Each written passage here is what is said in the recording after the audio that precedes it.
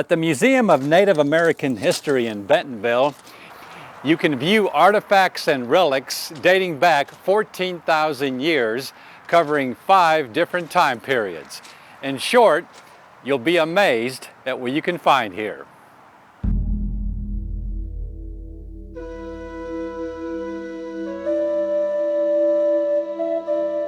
The collection here at the Museum of Native American History is one that basically outgrew owner David Bogle's private residence. Initially it was largely my collection, but it's been expanded now. Now we have pieces from the University of Arkansas. We have pieces from other collectors around the country that have loaned them so people can enjoy and learn from them. And we continue to grow every year. And goes through 5 time periods. Of course, we start over there with Paleo. We start with the Paleo time period. This, you know, it's important to understand that we're a history museum. We have a specific goal in that we're here to dispel that mental concept that people have about what a Native American looks like. We've got this idea that they all look like a Sioux Indian with a long headdress sitting on a spotted pony on the grasslands of Nebraska. But that's not true. We had over 1,000 tribes spread all over North and South America. And so we're here to show the range of Native Americans that live here. Part of what I found fascinating, and you have it, the illustration here on this wall, is what they had as help in throwing a spear. It is. This is called an atlatl, and an atlatl was a spear thrower. This was the most important invention until gunpowder.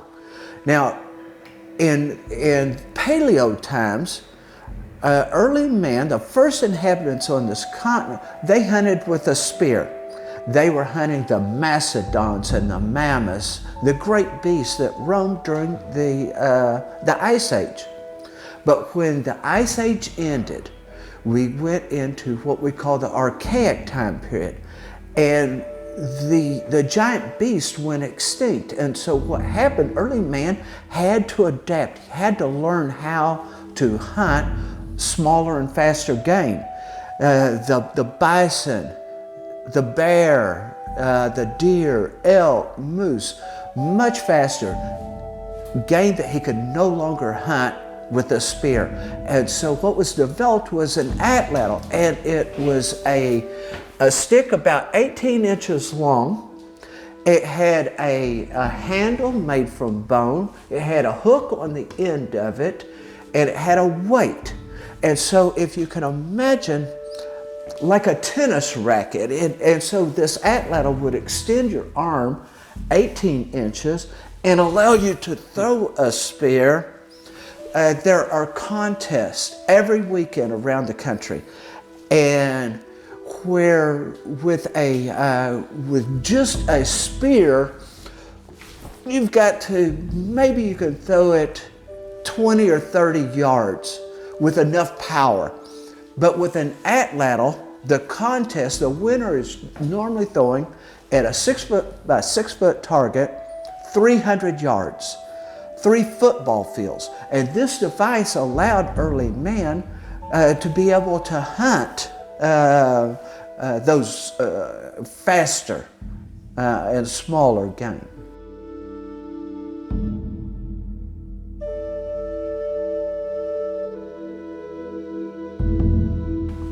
David, in these cases is really fascinating. You start off, it's going back not just in the Central America, or the 48 states, but you have other regions.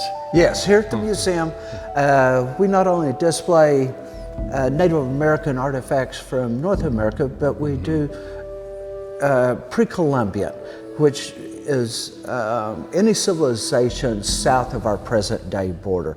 And so we have the Mayan and the Inca and the Aztec.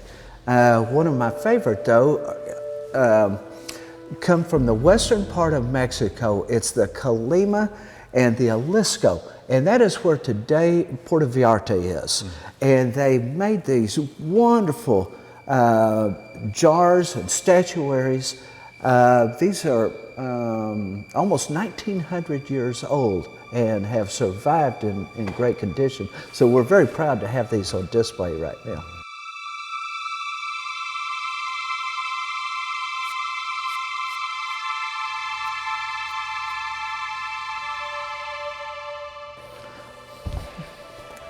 Native American headdresses, David, always fascinating. And tell us exactly what the purpose was with them.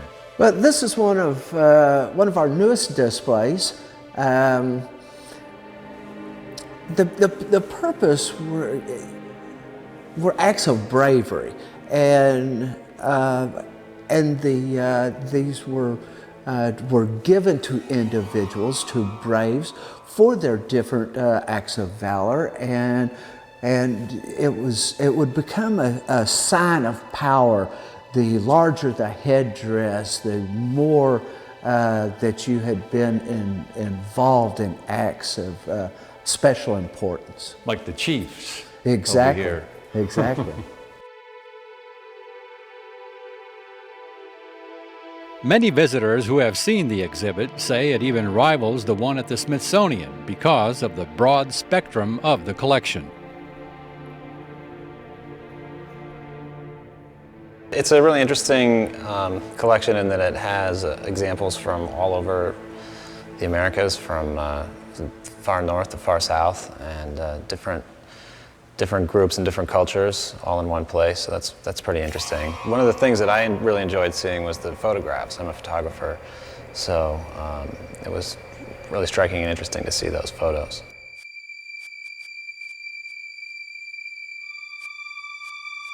Along with the spears and the bow and arrows, something else that we're holding here that we don't normally associate with Native Americans, I guess, is blowguns. Blowguns. You know, you're exactly right. Normally when we think of blowguns, we think of the tribes that lived on the Amazon, because that's what we see so much about. But we had blowguns here in North America, especially on the East Coast. These particular ones are Cherokee. They're from North Carolina. What makes these two blowguns unusual is they were not made from cane. These were made from a sapling, and so the person that made this would have chosen a very straight piece of wood to work with, and then had worked it down to just the size that he wanted. And then what they did is they took it and they split it. After splitting it, then they hollowed out the inside and then put it back together, glued it back together, and then decorated it. They painted it. But what that allows is you get a very smooth core, and so you don't have the friction associated with cane. And so we have events here at the museum where we use these in contests, and it's amazing to see even little small kids, 6 or 7 years old, can take this blowgun and shoot it with enough power to shoot a dart to the target. Also, looking at the wide variety of bows for each of the, like the Comanche, the Sioux, all these Choctaw bows, Algonquin. The biggest difference in bows is the length of the bow. And so what we'll see, the woodland tribes would have long bows because they're hunting on foot. And then the short bows are the plains tribes that are on horseback, and thus they had to have something short and easy to be able to hunt, fight, and ride at the same time. A lot of the wood that's even in Arkansas, is that Osage orange? Osage orange, Bodark, yeah, exactly. Bodark. Exactly. It's the most popular.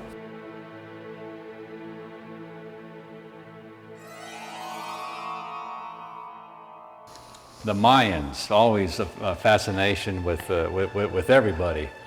Well, and the Mayans did wonderful pieces of pottery, and they would do gold pendants.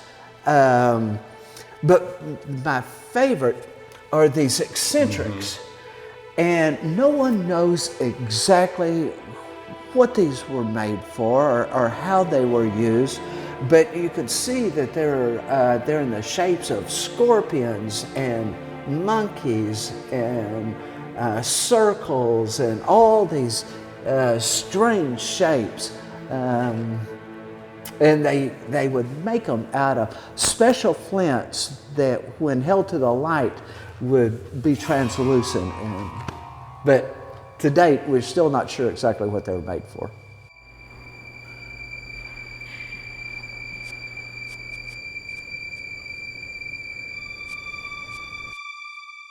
So enjoy a unique experience for yourself at the Museum of Native American History in Bentonville.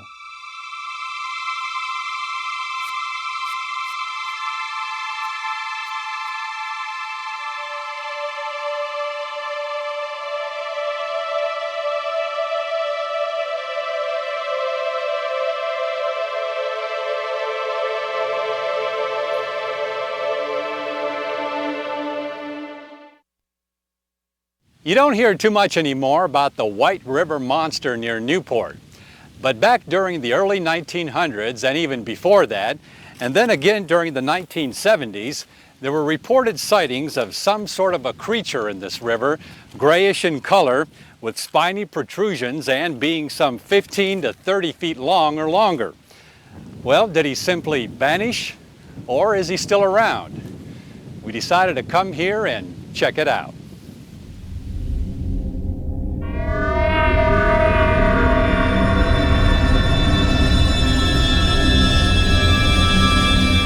Yes, allegedly the story of the White River Monster goes back to ancient Quapaw legend of a young brave that was out on the river in his canoe, and apparently that canoe got bumped and tipped over, and that was allegedly the beginnings of the White River Monster.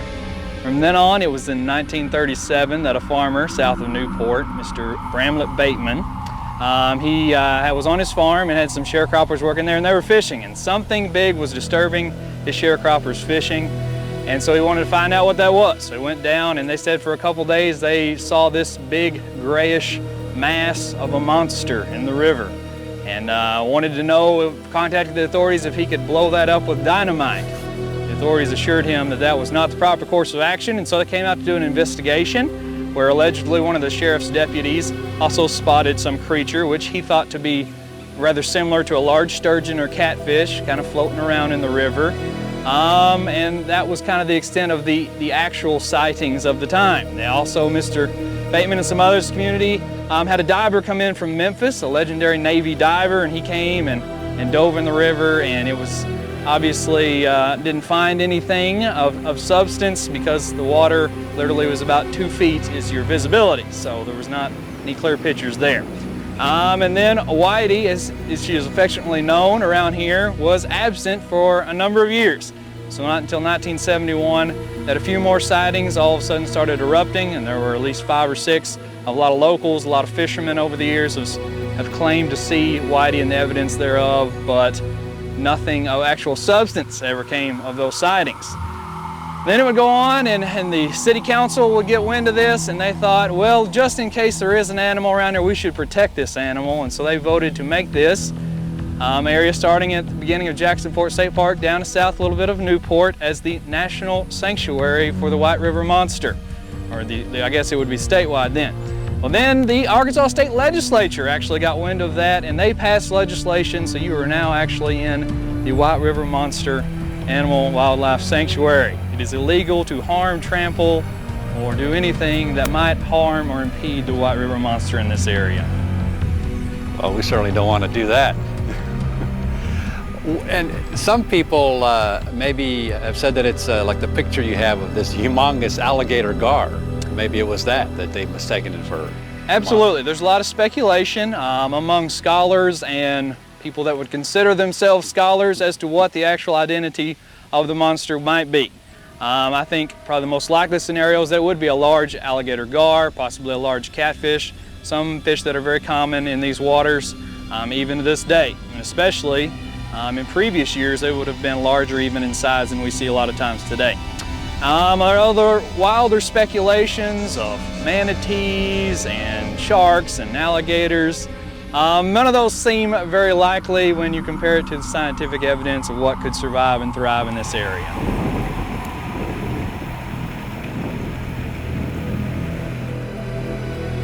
There was even speculation that the monster might have been a large male elephant seal that wandered up the Mississippi River and into the White River.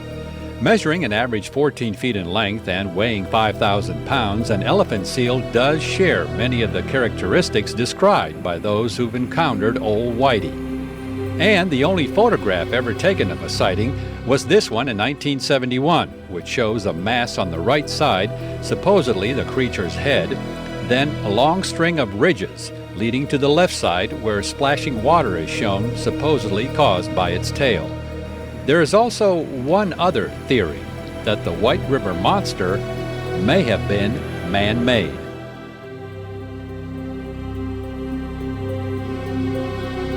Well, there are stories that Mr. Bateman himself was trying to protect his famous mussel shoal, where he found some good prize mussels that he was going to use and find.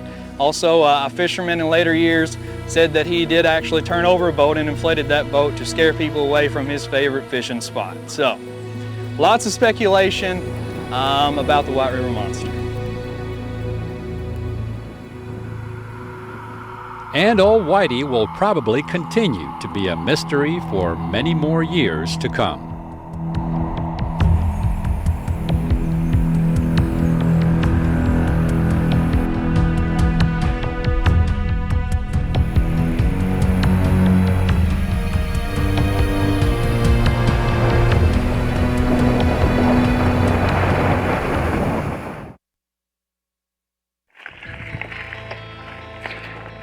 North of Lake Ouachita in the Ouachita National Forest, there's the Possum Kingdom Trail, a multi-use trail that's available for mountain biking, hiking, and horseback riding.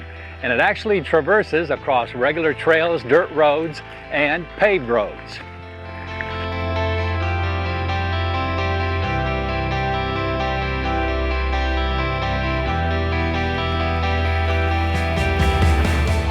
The Possum Kingdom Trail system is located off Highway 298, 12.5 miles west of Highway 7.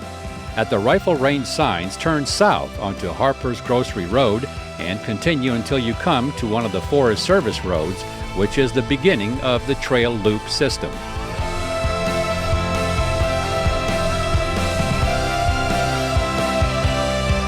Most of the 14 or so miles of the trail system is either primitive or dirt road. Only about 1.5 miles is paved. To traverse the entire length, plan on about 3 to 4 hours.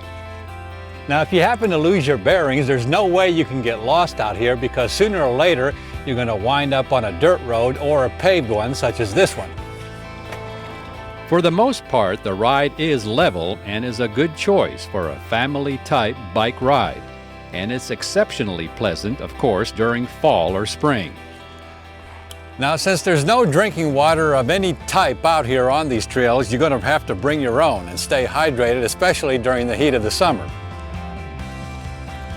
We might add that just south of the Possum Kingdom Trail system, about 1/2 mile or so, is the Lena Landing Recreation Area. Here you'll find a full-service marina and cabins if you should decide to spend a night or two. RV sites are also available. So whether by mountain bike, foot, or horseback, give the Possum Kingdom Trail a try nearby Lake Ouachita in the Ouachita National Forest.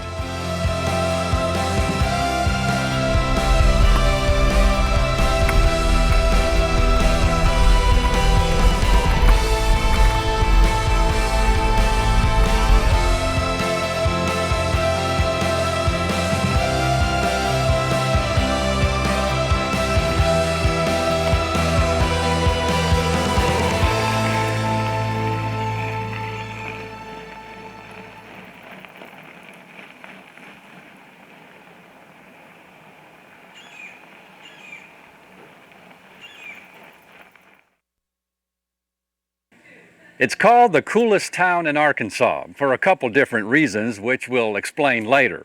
Gilbert, just a stone's throw away from the banks of the Buffalo National River. The town's anchor since 1901 has been the Gilbert General Store. The entire setting here is, well, straight out of the Waltons.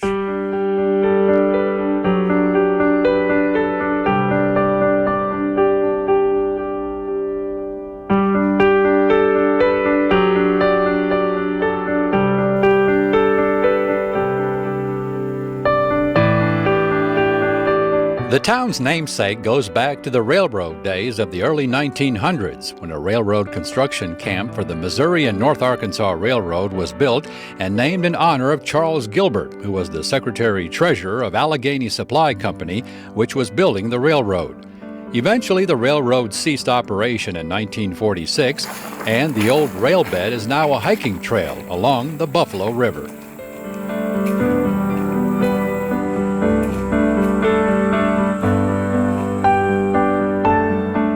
The Gilbert General Store also served as the town's post office up until 1997. The old post office boxes are still in the store. The entire store is actually a working museum. There's even an old John boat on display that owner Ben Fruhoff unearthed near the river. And how Ben eventually wound up becoming the owner of the store is a story in itself.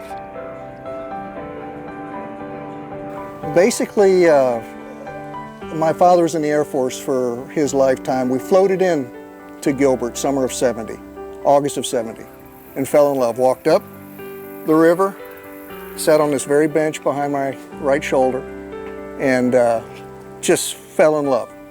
My dad said, take a picture, and I was saying, I don't have a camera, Dad. He says, a mental shot, okay, because this is heaven on earth. And I said, all right. And after high school and college, coming up during the summertime, I knew where I wanted to be, which was right here in Gilbert, northern Arkansas. The Arkansas folks are wonderful. It's a beautiful state. I really enjoy it. We didn't acquire the store at that time, but my father did buy property here. And we were grandfathered in as a canoe concession in '72 when it became national status. And that's when, at that time, I was coming up in the summertime and whatnot and enjoying myself and having fun. I met my wife, Cindy, up here, and we got married in '85. The store came up for sale in '88. My father looked at us and said, okay, you guys, big fish, small pond, small fish, big pond, what's it gonna be? And we had no idea. So the store matched the canoe rental, which it was for sale. We brought it all together and have been here ever since, so to speak. Gilbert has changed, but it hasn't. It's kind of bittersweet, you know, because I can go back in time and see a lot of things from that era in the '70s that look exactly the same. And I can see a lot of change also, but in retrospect, this is a part of Arkansas that really hasn't changed a great deal, which is really nice. Along with the Park Service, we border land on the south side and the west side and the east side of Gilbert, which I know which will never change, which is wonderful. Right now, total population, Gilbert, like we talked about, is 13, so everybody kind of knows what everybody else is doing, so you gotta be on your best behavior, so to speak. Sometimes that doesn't help either. But it's a very, very relaxed environment. It's a great place for me to be able to live and make a living. And I've enjoyed thoroughly dealing with the general public, and also being and I'll term it a temporary caretaker of the store.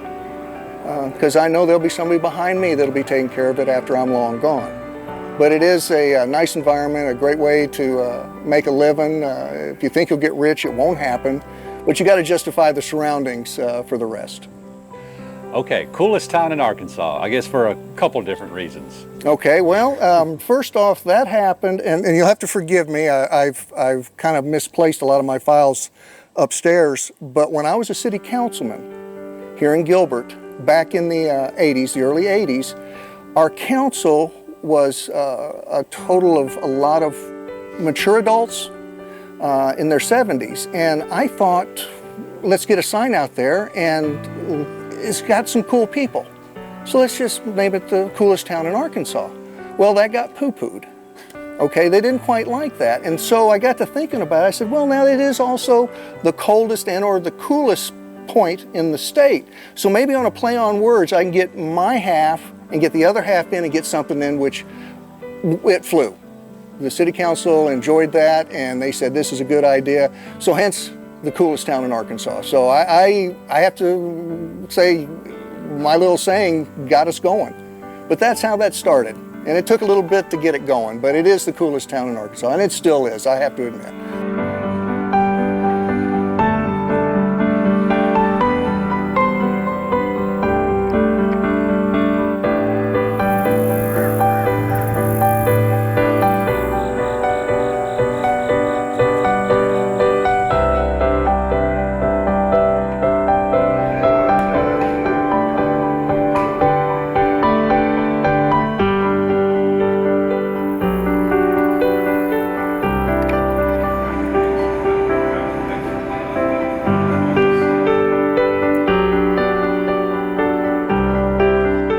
So for those of you who've never experienced Gilbert in the middle portion of the Buffalo National River, I urge you to do so. And for more on this destination, plus many of our others, or to order a DVD of an episode, visit our brand new revamped website at aetn.org/exploringarkansas. And we'll see you again the next time for another exciting adventure on Exploring Arkansas.